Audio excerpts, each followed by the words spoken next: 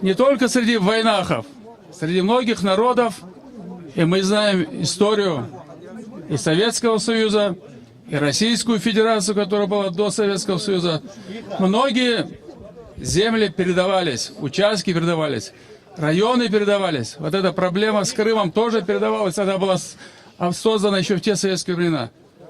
Земли передавались, участки передавались, один передавали, другие. Среди нас, войнахов, чеченцев, ингушей, конечно, тяжелый вопрос. Для нас земля – это синоним матери. Это самое святое. Поэтому каждый наш шаг у войнахов, он связан с тем, что как бы эту землю сохранить.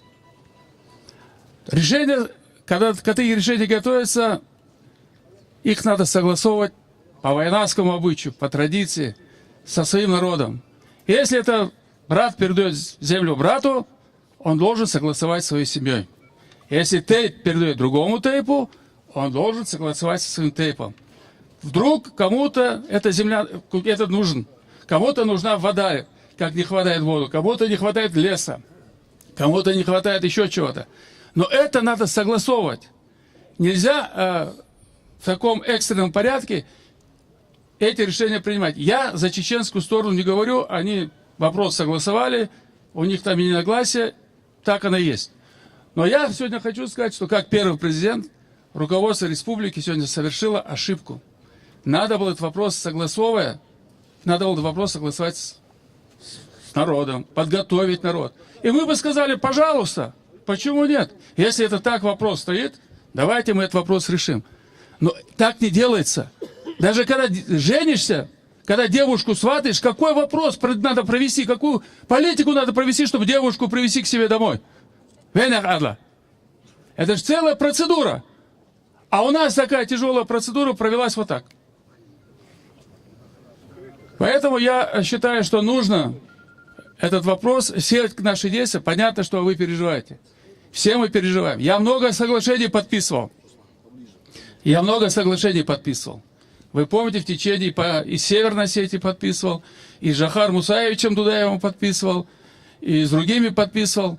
Но я ставил народ в известность. Что вот я буду делать? Один шаг, второй шаг, третий шаг. Даже когда я отказался от правого берега Владикавказа, потому что свои годы правый берег передали. И стал столицей Северной Осетии. Я это понимал. Я сказал Ельцину: Борис Николаевич, мы построим свою столицу. Сегодня видите, она какая. Я объяснил народу на съезде.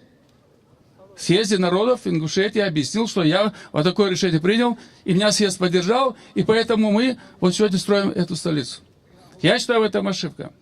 Сегодня, конечно, надо двигаться только по закону Российской Федерации, по закону, по Конституции Российской Федерации, по законам Республики Ингушетия, и по Конституции Республики Ингушетия, и по войнахским обычаям.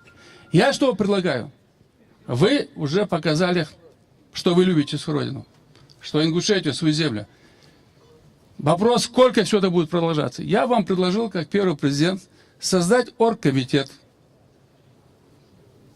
Выбрать его, самых авторитетных людей с каждого тейпа.